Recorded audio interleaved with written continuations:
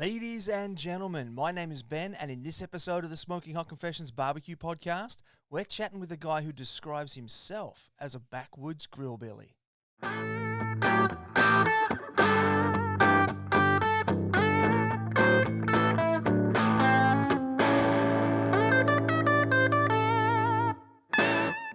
Hey family, hope you're well wherever you are and you got that thin blue smoke rolling. Today is a really special day. We're talking with James Grubbs from American Barbecue Showdown on Netflix. Now, before we get into it, I do have a couple of announcements that I just want to run by you first. The first is I want to just let you know that this podcast has been brought to you by the great folks over at Jagged Woodfired in Western Australia.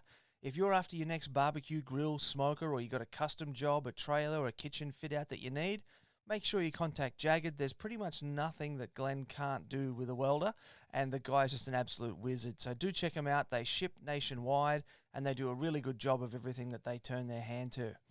The second announcement is that we do have our free ebook available for you over on the Smoking Hot Confessions website. It's the Beginner's Guide to Real Barbecue. So just head on over to the website, smokinghotconfessions.com, have a bit of a click around. A pop-up window is going to appear.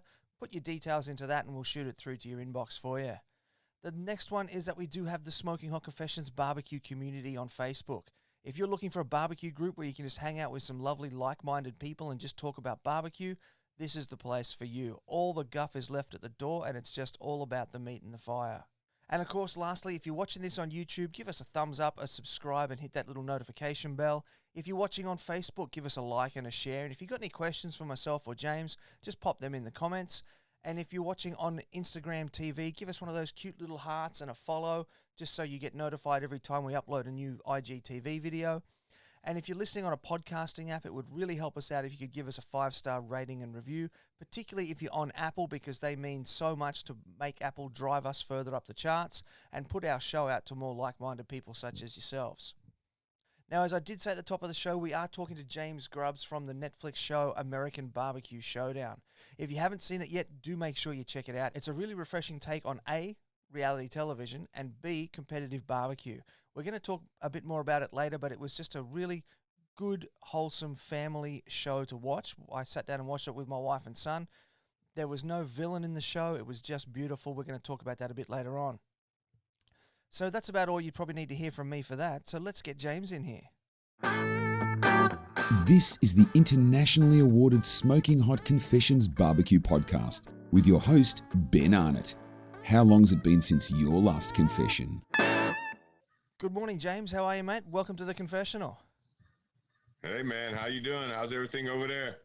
Mate, great.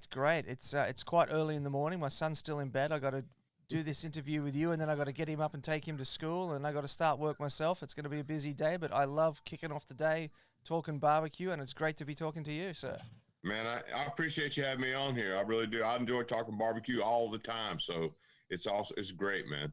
Yeah. So tell me, my friend, what was the last thing that you barbecued? 4 prime briskets and 8 heritage grade pork butts about 5 days ago. Very nice. Yeah, I was selling sandwiches. Just had to get the big meats on, you know. Yeah. So is that part of your business, Grubbecue? Yeah, Grubbecue's just now starting out. I mean, I've been doing it up here in the hills for 25 years, but just kind of like an old country boy in the hills doing barbecue. But now I got a little stand, and I'm getting it worked out with the restaurant and the health department. So my goal, I'm going to do it at least 2 days a week, and just maybe every other week. But up here, people aren't used to a good brisket, you know, and I'm from Louisiana, right next to Texas, and I cook brisket's awesome, man. I love it. So that was a big hit I just did this weekend, and Barbecue, it's going slow. It's more. I'm gonna tell you, it's because of the show. That's how this whole thing. Because I've been doing what I do for years up here, but since the show, it's just unbelievable. I'm humble. I'm gonna tell you that because I'm just, I live in the woods on 3.5 acres. You can't even see a neighbor around here, and that's kind of like my life, But now since the show, it's crazy, man. it's I could tell you some crazy stuff. It's wild. I don't doubt that at all, man. And we're going to get into the show very shortly. You just mentioned that you were from Louisiana, and your bio says Georgia. So I'm just curious, because I'm an English language teacher during the day, and I love accents and things. So, uh, do you have like a hint of a Cajun accent there? Is that what that is? I don't know. If I was to go back home, I'd probably sound just like everybody else in about 3 weeks. But I've been in the hills up here for 25 years, so it's a below the sweet iced tea line. You know, I think they call it the Mason-Dixon line officially, but from sweet tea to non-sweet, we live below that, and it's just that blend. I grew up in Louisiana, but Grubbs, and they asked me about this on the show when they put it on there. I've been here 25 years. Grubbs became Grubbs in the North Georgia mountains, and that's the way it is. Yeah, fair enough. So, I wanted to get into that just a little bit. Tell me about Georgian style barbecue. In my opinion, I think Georgia is kind of a really mix of all of them because we're so close to Tennessee, we're so close to the Carolinas, and then you're over here by Alabama. I mean, it's different. But from my opinion, and I come from Louisiana where brisket's a big deal, man. But up here, pork butts rule. I mean, they love their damn pulled pork up here, and until they had a really good brisket, you know. But now I think I might be able to convert a few of them.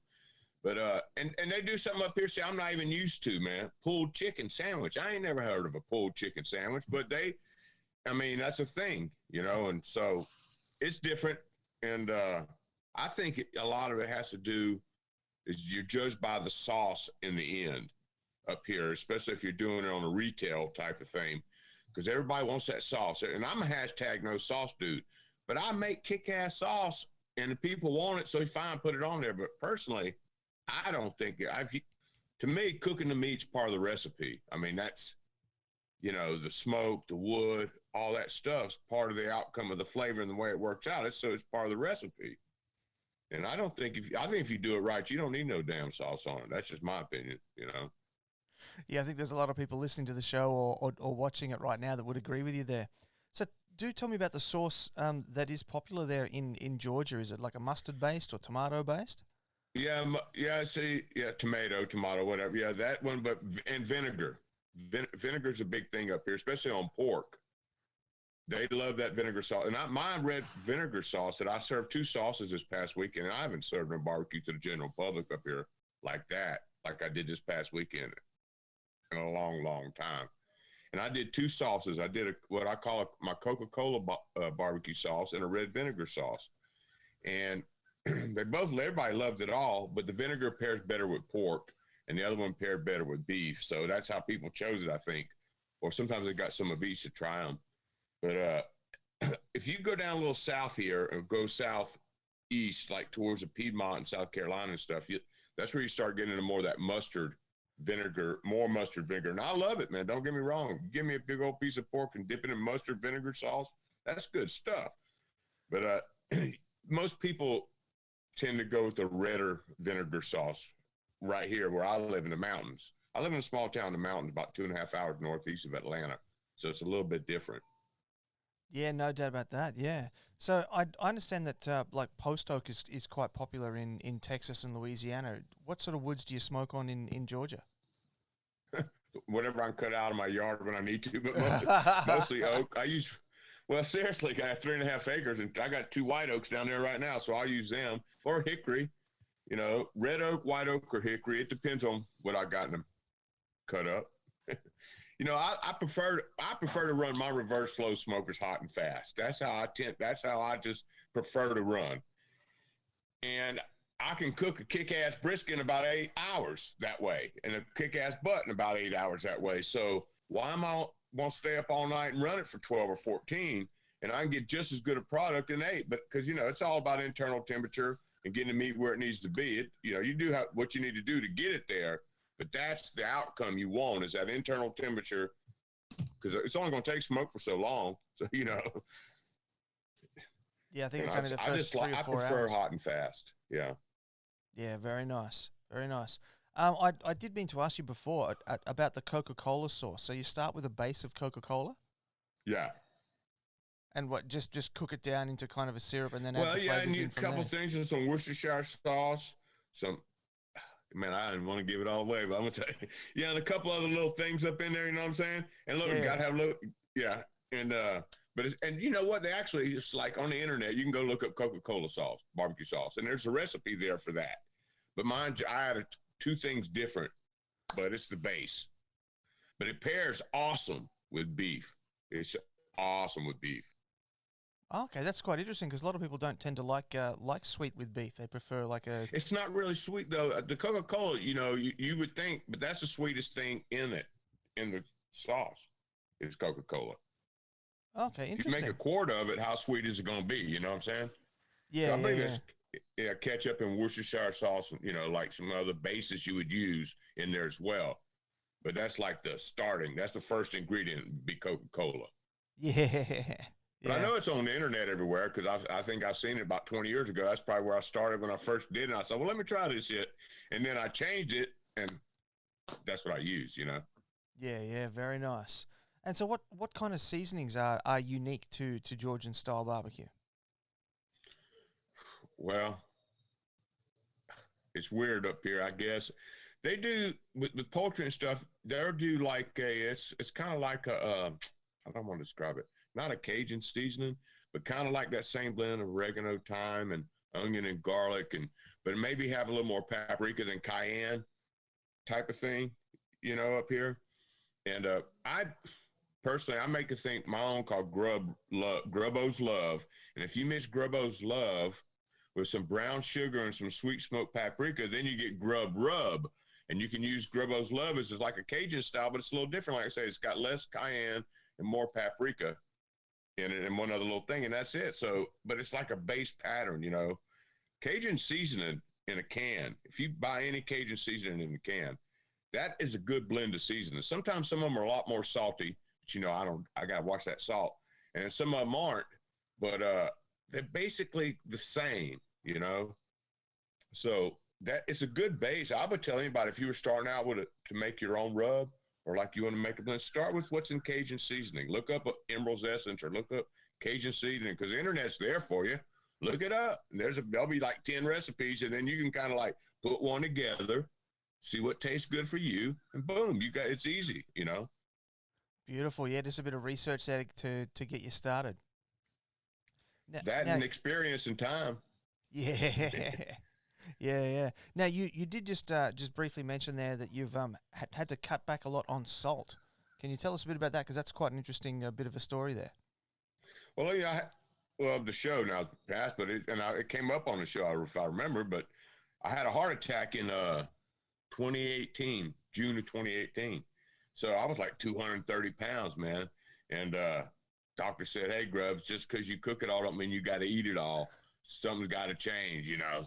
So I just made a conscious effort. I make my salad dressings low sodium or no sodium because I eat a lot of salads. My diet is, I call it Grubbo diet. I try to eat 50% fruits and vegetables. And all the proteins, I just try to keep lower fat. I mean, I ain't going to have a chuck roast if I can have a sirloin. You know what I'm saying? Just maybe a chicken breast instead of chicken thighs.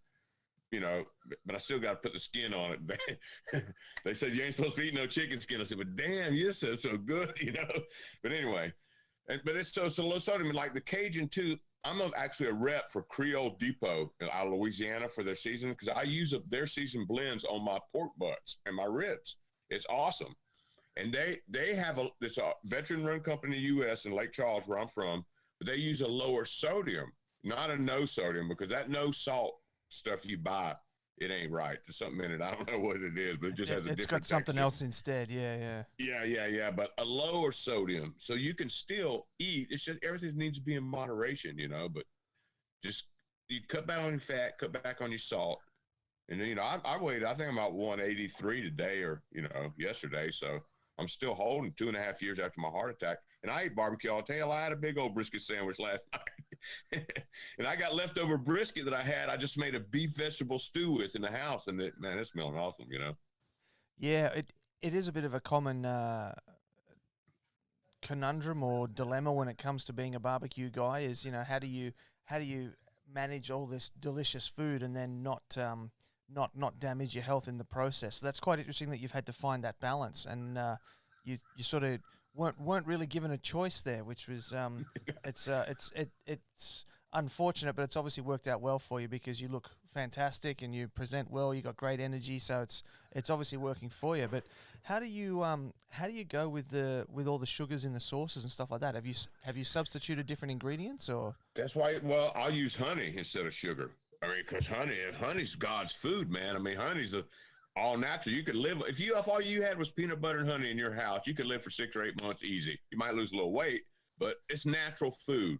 And that's, if you're going to do it naturally. I'm not saying you can't go 100% without sugar and salt unless you're going to go eat the grass like a dang cow out in the yard. You know what I'm saying? Because everything's got salt and sugar in it. That's just the way it is. So you have to moderate. You have to do it. Just why if I make my own sauce, I can control it. You see, if you make your own sauce, you can control the salt. You can control the sugar. So you have that ability to do that. And I've got a little recipe book now that I just started after the heart attack for like salad dressings, because I ate a lot of salads. And they're all no sodium at all, using fruits and other things like that. So it's like, why not? Because the salad's great for you. It's the dressing that'll kill you. You buying all that shit at the damn store with all that sodium and preservatives in, that shit ain't no good for you, man. I'm sorry. Yeah, it's like it's like when they try and tell you to drink Diet Coke instead of Coke, and then they pump it full of aspartame instead. Yeah. You take one or the other, right? Is it the carotid artery or the aorta? Which one's gonna get clogged first? That's the only difference. It ain't gonna make no damn difference. Yeah, I think you're right there. Yeah, for sure. Now, I'm curious to know because I saw that you're also a hunter and you're into game meats as well, and I'd imagine up in the hills of Georgia there's plenty there as well. So can you tell us a bit about some of the more exotic, shall we say, meats that you've caught and cooked? Well, up here in Georgia, mostly, I mean, other than bear, and that's kind of greasy. It ain't real pleasurable, but if you're hungry, you'll eat it. You know what I'm saying? But in deer meat, we used to get like 3 or 4 deer every year right here on the property, my son and I. But he got older and he's not here, and I'm old and I ain't dragging one up the damn hill. So, we don't do it as much anymore. But, I got to where I taught my son he could skin a deer in 10 minutes, So. Wow. But, yeah, well, we process them, man. I make a lot of summer sausage. I make a lot of deer jerky. And then some of of course, your tenderloin and stuff you're going to cook otherwise. But just all the hams, I do my own grinding, slicing, cutting. We don't take it to the guy down the road with the slaughterhouse. We hang it up here right after we kill it, clean it out, put it in the cooler here, and then do what we got to do with it, But it's to the point where I got friends now that'll give me deer meat. If I make a big batch of summer sausage, they'll bring me over the deer meat, and I make the sausage and we split it. So, it works out for everybody. Because I got the smoker in the back, I got the grinders, I can do it. I got a good recipe too, so. Yeah, I love how that sort of brings the community together like that. I remember growing up on the farm when I was a kid. We used to know a guy who was able to process the animals, but he didn't have the space to raise the pigs. So we would raise the pigs, and then he'd come out and he'd process them, and I'd help him, and then we'd split the meat that way as well. Yeah, it works out. Works out good, man. I've actually traded smoked chickens for dental work up here before. I was going to ask about that. I had read that you were quite into a barbecue barter system. Well, I've been doing it up here so long. It's really a small customer base as far as the locals go. But see, I'll make it short. But a lot of people that live up here in the warmer weather or don't live here all the time. There's a lot of second homes up here in the mountains, and they're part-time customers. But the loyal customers, man, they won't, because I don't do it all the time. I can only do 12 chickens at a time when I do chickens. That's all I got room in my refrigerator in the basement for, to brine them. So that's all there is, and it takes 24 hours. So that's it, and then I smoke them, and I can sell 12 chickens here in about 10 minutes, smoked and brine chickens. Yeah. Wow. They're going like that. Yeah. So, it's just, you got those loyal customers. And if your doctor's one of them, or your dentist is one of them, or the guy that puts the brakes on your car is one of them, trade a chicken, get a little, cleaning done or something. And it just works out, That's fantastic. I can't express enough how much I wish I could do that here. That sounds awesome to me. I want to loop back to bear. How do you go about hunting bear? You don't have to hunt them, especially when they start coming out, because they come around. You don't hunt them, they hunt you? They're out. Yeah, no, they've been on my back porch. I've watched them drag my trash can up the hill behind the house. They stole the damn dog's food bowl off the bat. My dog was scared for the rest of his life after that. You know, no, it ain't that hard. It really isn't. Because see, once there's one shows up in the neighborhood, well, my neighborhood, if you want to call it that, it's about, I don't know, 50 acres around here, and there's 10 or 12 homes. You hear about it, with getting in the garbage cans or going for the food, or people see them out the window or something, so there's one around. And then eventually one of the neighbors, somebody's going to shoot that bear because it's a nuisance and it's legal and people eat it. So, I'm just, I'm not a big fan. I think there's ways you could probably render it down and make it better. But the only time I did a neck roast one time that wasn't too bad.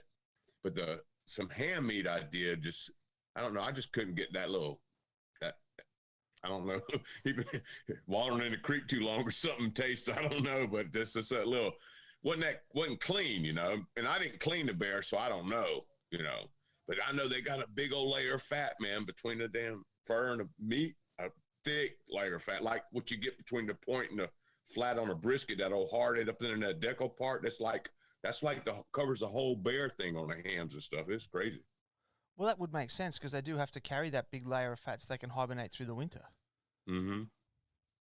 But yeah, it's really hard to try to clean out, I think. Yeah. I'd imagine it would be. Interesting stuff. Yeah, we don't have bears over here, so it's always something that I'm always really curious about. And are they?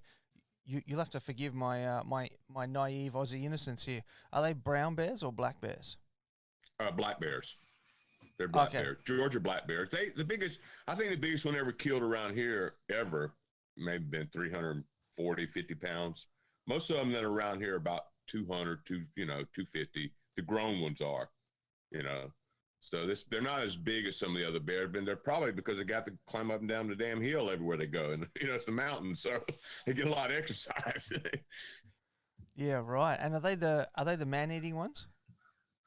Nah, they ain't never been no bear problems up here. The worst thing they do is they'll get in your car when they're coming through and they're hungry, especially if some of the neighbors have left food or something out, and all of a sudden they found a place, they'll tear your stuff up to get some groceries, and they just eat anything. They don't care. They like jelly and Fruit Loop cereal, whatever the heck it is, So, I mean, they took my damn dog's food and his whole bowl up the hill, a little container and everything, up there to eat it. And I said, well, he can have it when he gets done. I'll go clean it up because I ain't gonna bother with a bear while he's eating, Let him go,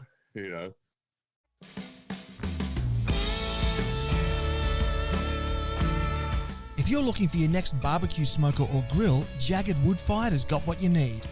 Owners Julianne and Glenn are multiple award-winning barbecue competitors who've even traveled to the US to compete at the World Barbecue Championships in Houston, Texas. Based out of Perth and shipping nationwide, Jagged is one of the largest pit builders in the country and has an ever-growing lineup of meat cooking machinery. Not only do they have their now famous smoker ovens, their incredibly efficient gravity-fed cabinets are proving extremely popular in commercial settings, and they also make some of the most stylish asado grills you're ever going to see. Jagged is also well known for amazingly detailed custom work ranging from backyard designs all the way to installations in commercial kitchens. Proudly Australian designed, owned and manufactured, you can find out more at jaggedwoodfired.com.au, spelled J-A-G-R-D. Once again, head to jaggedwoodfired.com.au, spelled J-A-G-R-D, to learn more.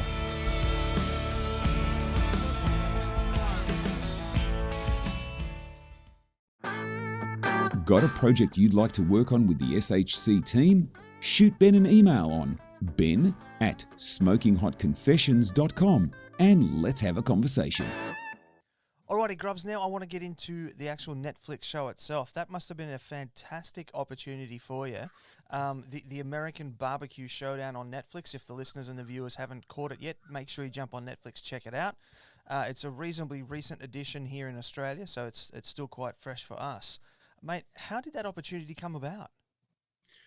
Honestly, I applied for a casting call that I found on a Facebook cooking page that I followed, barbecue.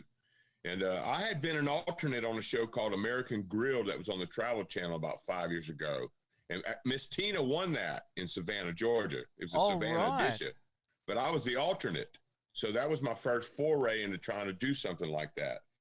And I had done a couple other little shows that had nothing to do with cooking, except my cone holders. That was on the one episode, were on one of the shows. And then I just got this opportunity, and it's like, well, let me put in for it. Let's see what happens. And it was quite the process, man, to get on the show. It really was. The audition part was, it was, I'll just say, if anybody else wants to do this and try to get onto it, just be mind, put in the work, okay? It ain't like they're just handing it out to everybody to be able to do this. You know, you got to put in the work. We did videos, we did interviews, we did Skype interviews. They'd send you a stipend, some money to cook certain things, and you had to videotape it while you was doing it and give them the recipe and the pictures. And yeah, it was a big deal to get on it, you know? Yeah, that sounds pretty intense, because I'd imagine that you wouldn't just be auditioning your on-screen skills. You'd also have to be auditioning your cooking skills and your, if you're sending them photos and you're shooting your own video, then you've got to be able to show your presentation skills, like your food presentation skills as well. So that would be quite challenging. It is challenging because it's not a Mr. America contest, it's a damn cooking show, you know? So personality's only going to get you so far. You got to come with the chops on the table. And there's one point on an episode, I'll tell you real quick. I said to myself, I hollered out back. I said, can I get a plating assistant over here? I said, because I sure can't cook it, but my place ain't looking nothing like these people over here. You know, it was crazy. But anyway, yeah, you do. You got to work on that stuff. And if you follow me now on Facebook and stuff, you'll see some of my food pictures that I'm doing more on Instagram are looking better, you know, and that's all because of that show, you know. I mean, it's truly. So when you did ask them for that plating assistant, did they give you the plating assistant? No, they didn't give you no plating assistant. Oh. They just laughed at me and said, do the best you can, Grubbs. Oh, wow. So what was the lead up to the show like? What were you having to practice every week? And Well, there's a lot of hurry up and wait.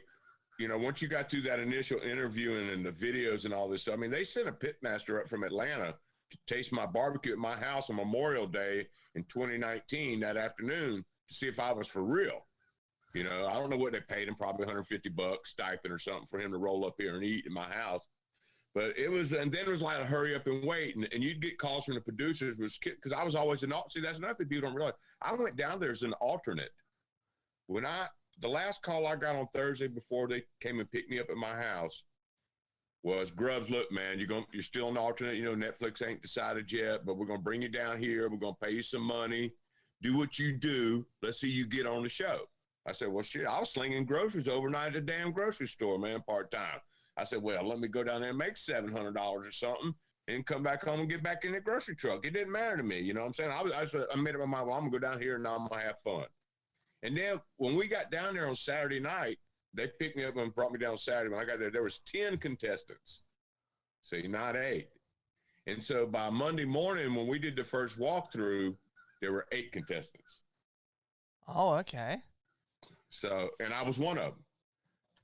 So was it 8 plus the 2 alternates, or were there supposed to be 10? No, they were gone. They done put them to the hotel, brought them back to the airport or something. But It was 8 plus 2. Yeah, I was an alternate, and I don't know who the other alternate was going into it. Okay. You see what I'm saying? There was 10 of us down there. And I know he told me straight up, Grubbs, you know, they still got you as an alternate. Come on down here and do what you do, you know? And so, did they explain why they sent the other 2 home? Was it just like a chemistry mix with the other pitmasters on the show? Or? No, they didn't say, because that's strictly up to the producers and stuff. And you didn't really actually see those people. They were in that back room all the time filming. But there was, you know, we can speculate, you know, and I in my mind I can speculate, but I don't think it'd be, you know, the right thing to do, sure, you know, in an open forum to do something like that. But yeah, there's a difference. And I'm gonna tell you straight up, one thing for sure, personality has a lot to do with it.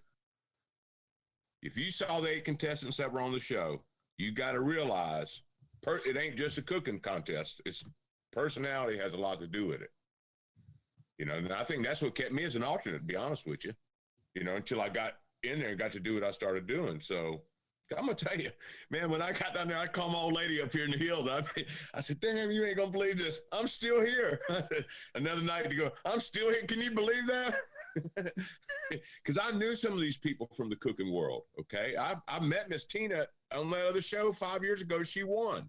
You know, so I've known when I walked in there and saw those people in the hotel lobby, I was like, damn, I can't believe this. I mean, seriously, it was like that. And they went through 1,500 people, dude, to get those. Wow. 10 that were there.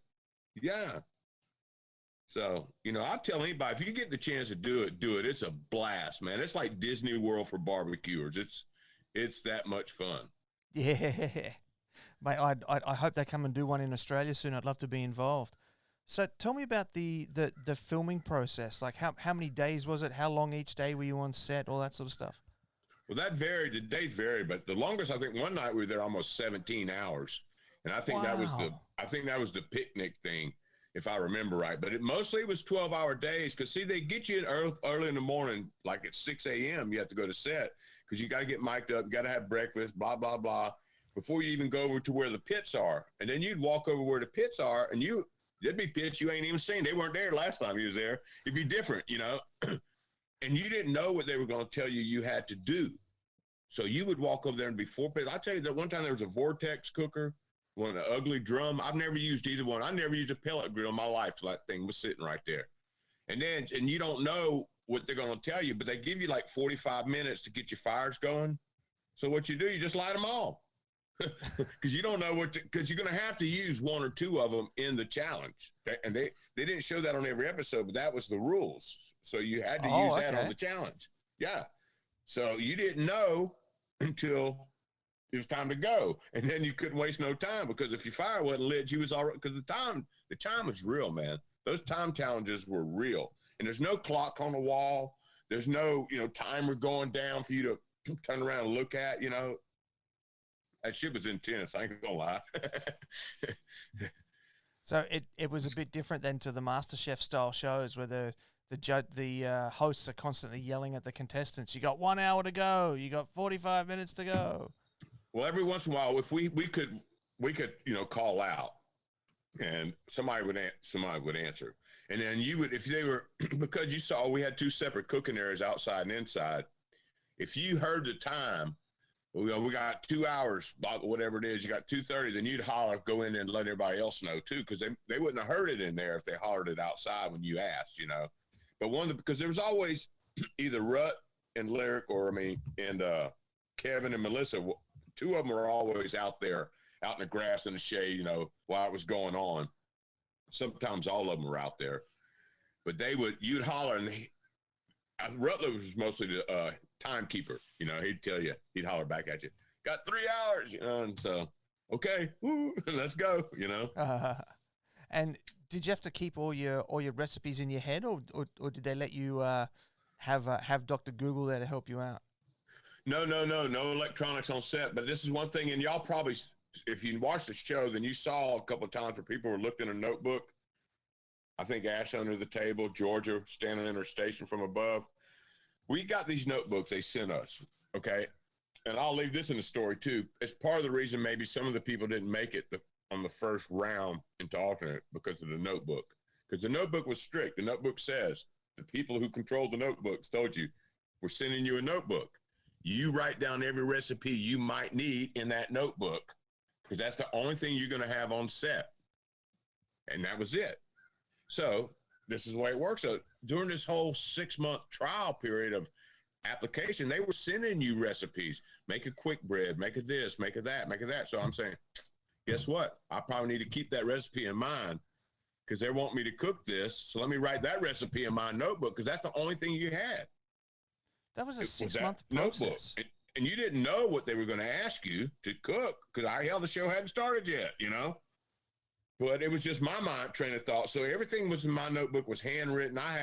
And when I look back on it now, I got the notebook now still because we brought them home. But every day when shooting was over, that stayed with them. You didn't take that back to the hotel room. That was the only thing that was left to be on set all the time. You got your tools and stuff, clean and put at your station that you had brought. You were allowed to bring like 10 different tools that you could use that you really needed, like a cast down. I brought my Santuco knife, but whatever, things like that. But other than that, man, that notebook stayed right there. And they told you when they gave you that notebook, write down what you think you might need. And that was the gist of it, man. Right. That's really interesting that they sort of took it back to that more traditional idea of the pitmaster's logbook type thing. That's quite interesting. You just said then that was a 6-month process, like that whole audition process took 6 months. Every bit of it. I started May 2nd, and I went down to film September 7th. Yeah, right. Wow, just over 6 months. Yeah. Yeah. Yeah. Wow. Well, damn near anyway. June, July, August, September. Yeah. 4 or 5 months. Yeah, right. You know, and you're waiting this whole time. It's crazy because I had a little part-time job, like I said, overnight slinging groceries, you know, so I was like the vampire hours, you know, working and trying to do this in the daytime, you know. I was like, because I'm too old for that shit. Once I got the opportunity to go do the show, I quit my job overnight over there. I said, I ain't going to come back and do this. Y'all can have that, you know. So, but that's how I pay for my tattoos and my barbecue and stuff is part-time work, you know, because I'm retired basically. So, yeah. Now I'm slinging sandwiches. Yeah. And you've never looked happier. Man, life is good, brother. Life is good. Yeah. Now you mentioned that that each contestant was able to bring 10 of their own tools, and that one of yours was a Santoku knife. What were the other 9 that were your ultimate must-haves? Well, mine was a rib rack and a potato rack that I built myself for doing cooking potatoes on the grill. One time, I don't even remember what episode, but I did potatoes for like a potato salad or something, but I smoked them on the thing first. I got a potato rack that's got it's stainless steel and it's got probes up and you put the potatoes on it, put it on the grill. I made it myself because I was a machinist by trade. And I got a rib rack to where, because I'm not knowing what kind of cooker, I can stack 10 racks of ribs in an area this big with a rib rack as opposed to trying to lay them out flat on a grill because you didn't know what you was going to cook with, you know. Yeah. And I had my 4 cone holders, and they counted those as one, each of one. And I had a cast iron skillet that's survived the hurricanes in Louisiana in my family. And I don't remember what else, other than my knife that, you know, my knife I use for almost everything, you know, for chopping, dicing, slicing, whatever, you know. Yeah. Honestly, they had a lot of good stuff there to work with, the top of the line. But their knife selection wasn't the world's best. It's almost, you know, but I ain't mad at nobody. Don't get me wrong. You know what I'm saying? Yeah. But you get used to a knife, I guess, is what I'm, you know. Yeah, I was going to say, when it comes to knives, a lot of that comes down to personal preference of the chef. Mm-hmm. Yeah, interesting stuff. Now, all those different holders and things that you were mentioning before, you're also an inventor, and you're on a TV show called Hatchet. Are those the products that you took into the Netflix show? Yeah, the show was Hatched. It was kind of like a Shark Tank show where you go and look for investors to get your stuff put on the store shelf. And I had just came up with them like 3 or 4 months before that even popped up for an audition thing. I said, well, I got something. Let me try it, you know. And ended up going to L.A. and doing all that, but they didn't give me the money. And but I still got about 1,000 of them in the basement if anybody wants to buy some.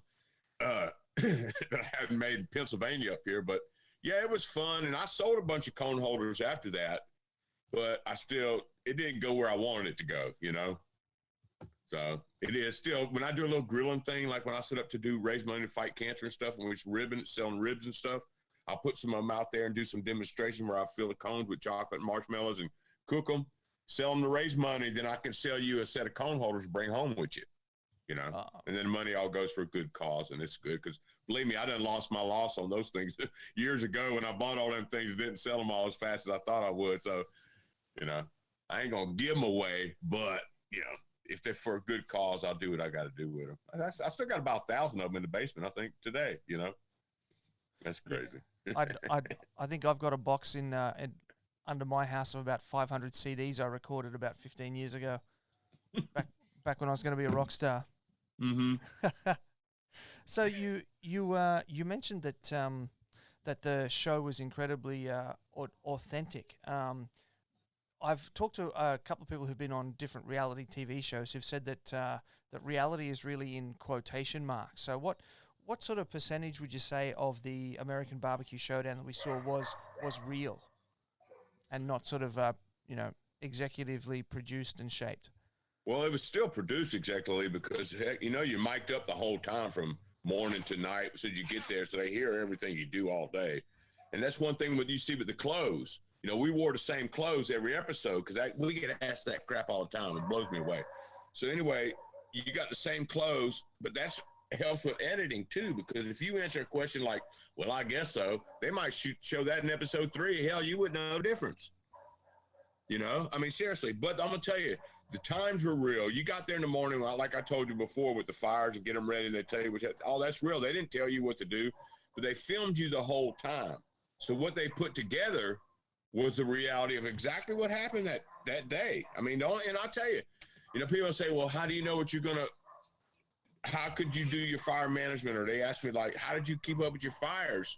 Never cooking on a lane before. And I said, well, ain't that damn complicated. If you've been barbecuing for 40 years, fire management is fire management. You build a fire, you see what the temperature, it needs to be hotter, it needs to be lower, open the vent, close the vent. They all work the same. You know, I mean, but that was 100% real and authentic. I mean, how they put it together, and, you know, they use snippets. Y'all, straight up, man, that's a 45-minute episode. You film for 10 to 14 hours, okay? They took those 10 to 14 hours and put it into 45 minutes. So you know you're not getting everything that's out there. So the reality is what's behind what they put together is real, but how they put it together may be a little storytelling. You follow me on that?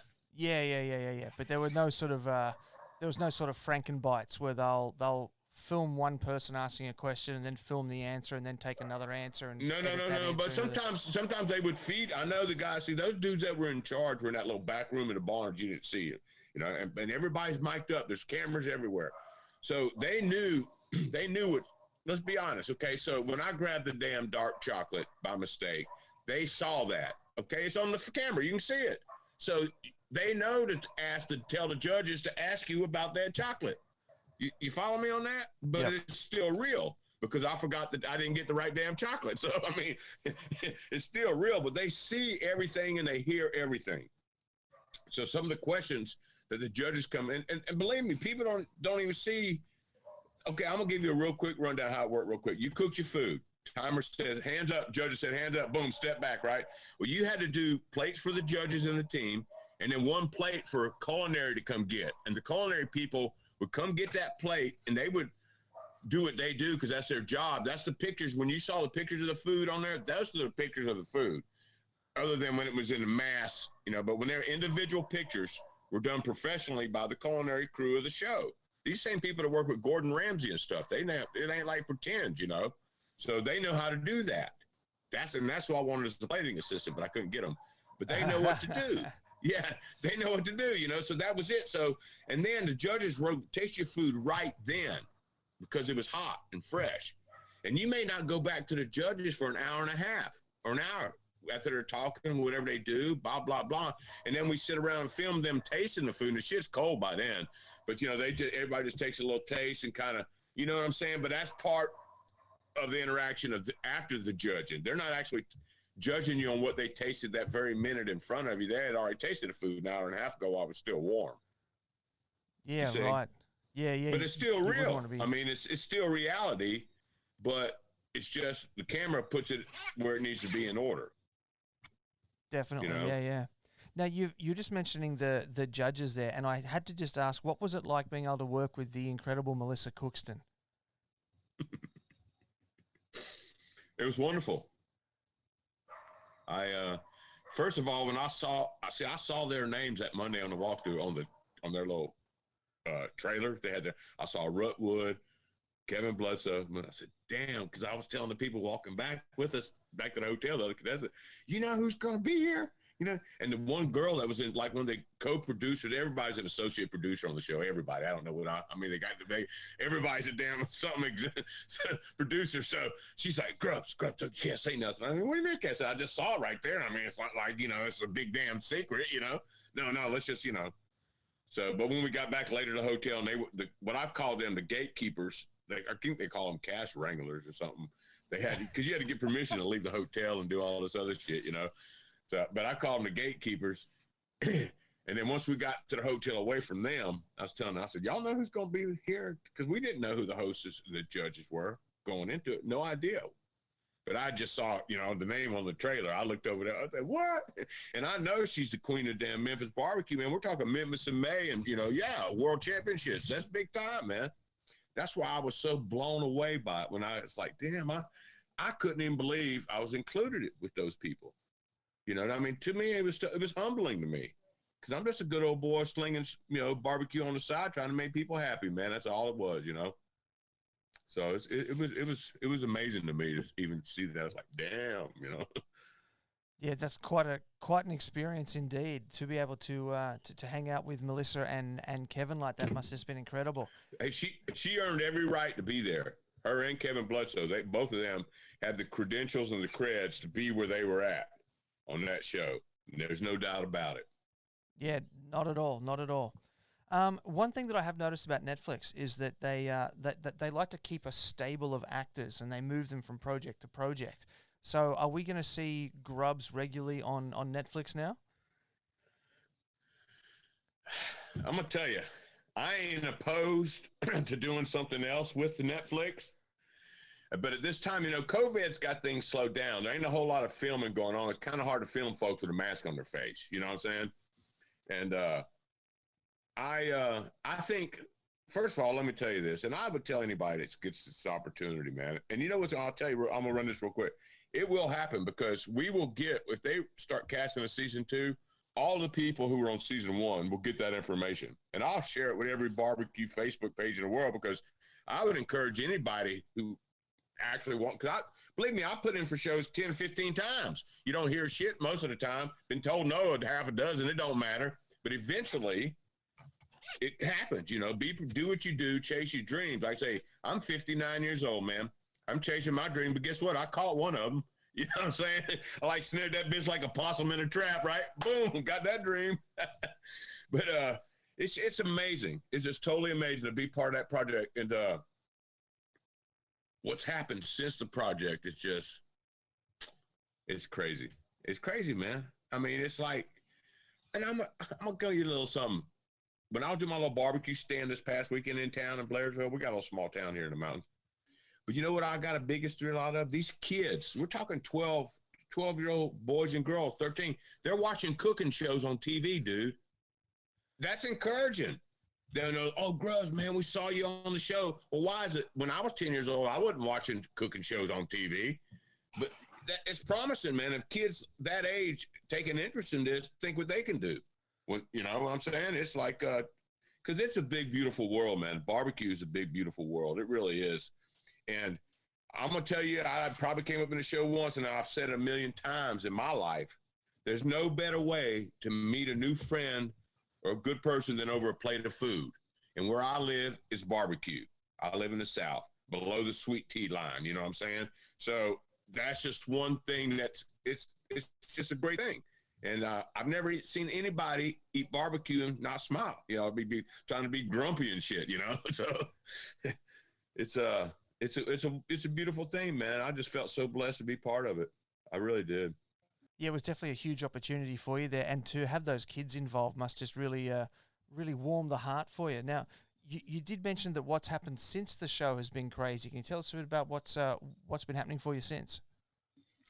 Well, I want to tell you something that's really crazy. Okay, this is insane.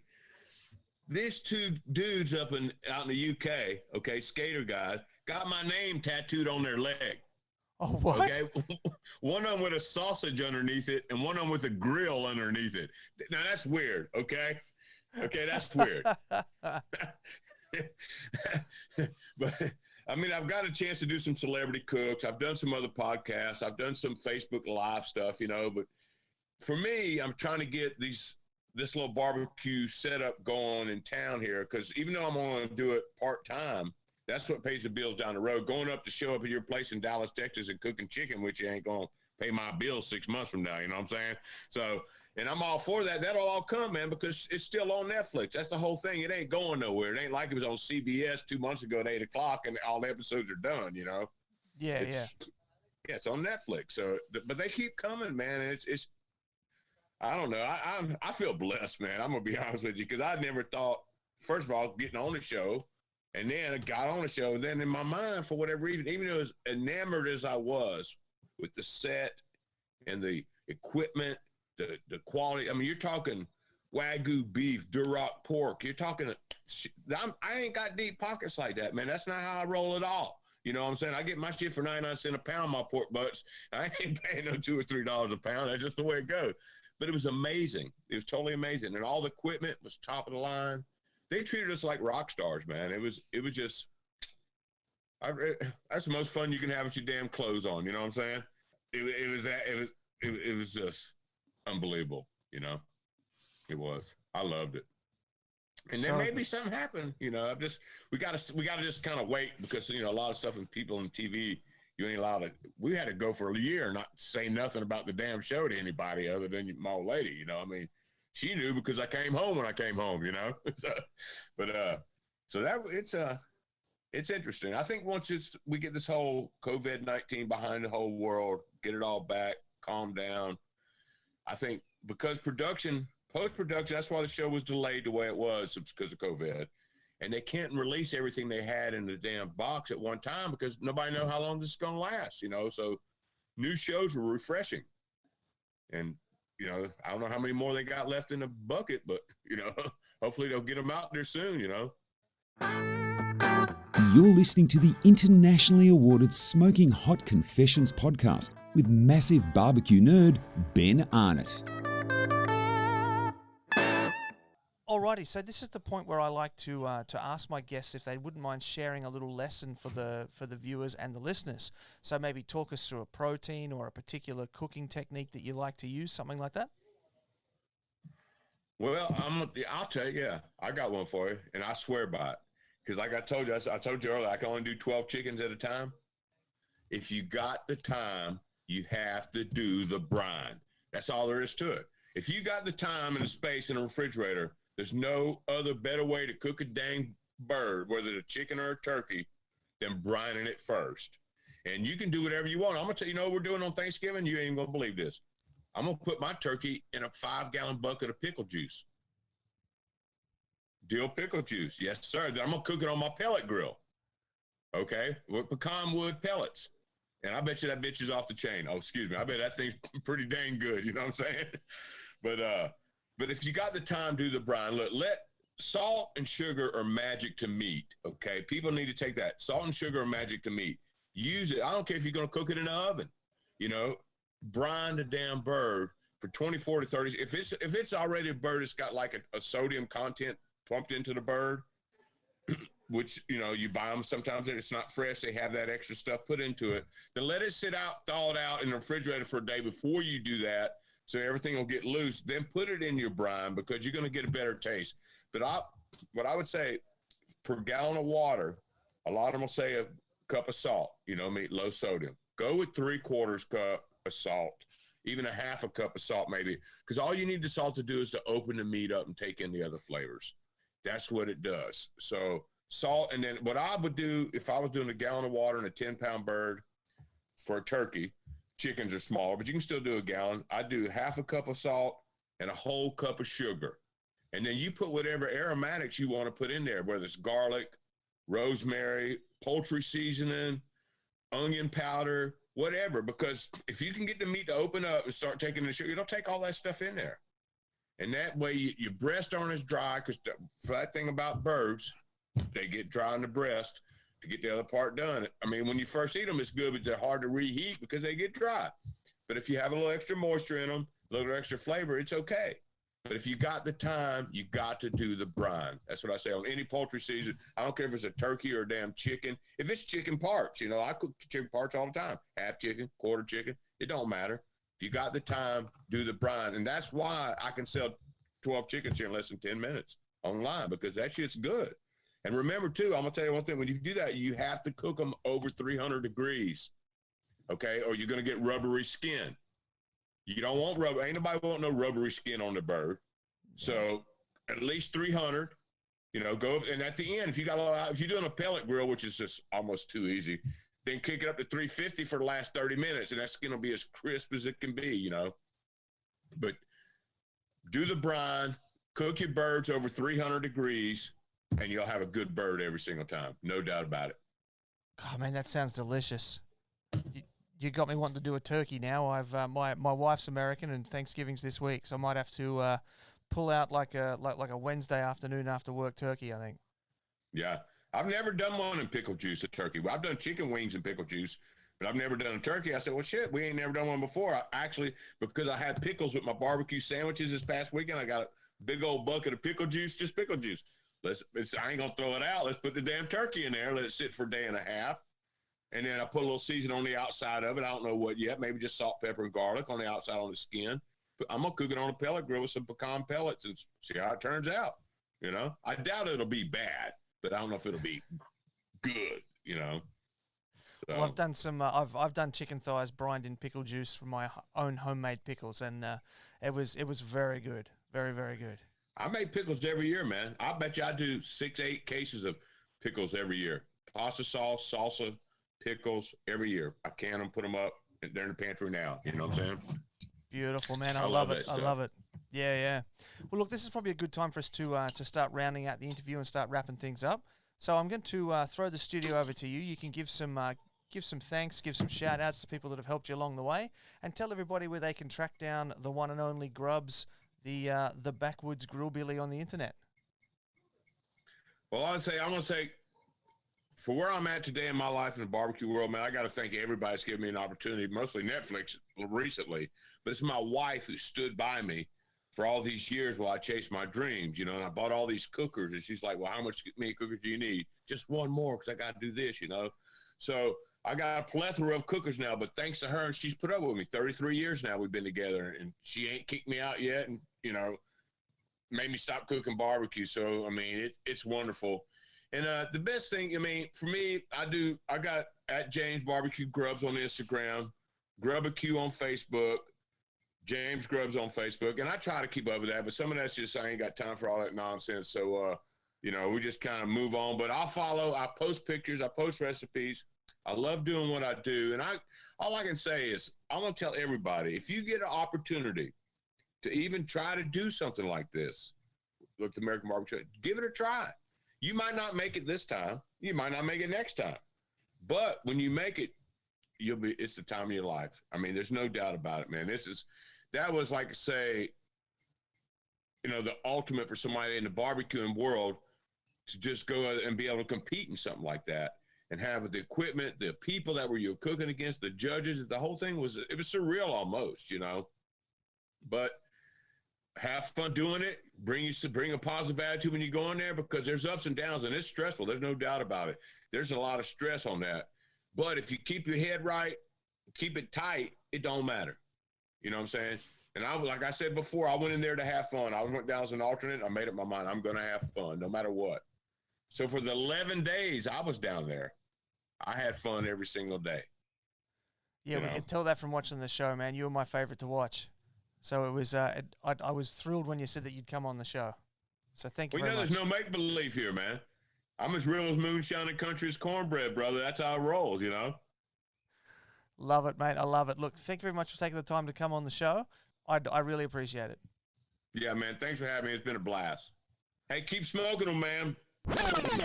Alrighty, there you have it, family. That was the one and only James Grubbs, a.k.a. Grubbs, the self-described Backwoods Grill Billy from Netflix's new show, The American Barbecue Showdown. As I did say during the episode, Grubbs was my favorite to watch. I just thought he was just a real character on screen, and he just had a great heart that he brought onto the show as well. And he cooked some great-looking food as well. All right, so that's about all the time we have for today. I do have some announcements that I just want to quickly run by you again at the end. Again, big shout-outs and thanks to Jagged Woodfired for being our podcast partner for this episode. If you are looking for a new barbecue, smoker, or grill, do make sure you head on over, check them out. Glenn and Jules do some great work. We do have our free ebook available for you on the Smoking Hot Confessions website. Head on over to that, smokinghotconfessions.com, and get your free copy of our Beginner's Guide to Real Barbecue. And if you're not there yet, do come and join us on our Facebook group on, Facebook. It's the Smoking Hot Confessions Barbecue Community. Come on over, join us for that. It's a really good time. And if you're watching on YouTube, do give us a like and a subscribe. And if you are watching on Facebook, give us a like and a comment and a share. If you've got any questions for James or myself, pop them in the comments. We'll make sure we get back to you. If you're watching on IGTV, give us one of those cute little hearts and a follow so we can let you know every time we put up the next Instagram TV video. And if you are listening on a podcast app, please do give us a 5-star rating and review. It is going to help Apple put the show out to more listeners like yourselves. And we love you, and we would love to know more of you. So, yeah, that's it. Now it really is all the time we do have for today. So thank you very much, and take care of each other, and keep on queuing. Thanks for listening to the Smoking Hot Confessions podcast. Head on over to smokinghotconfessions.com for recipes, tips, and Ben's own confessions.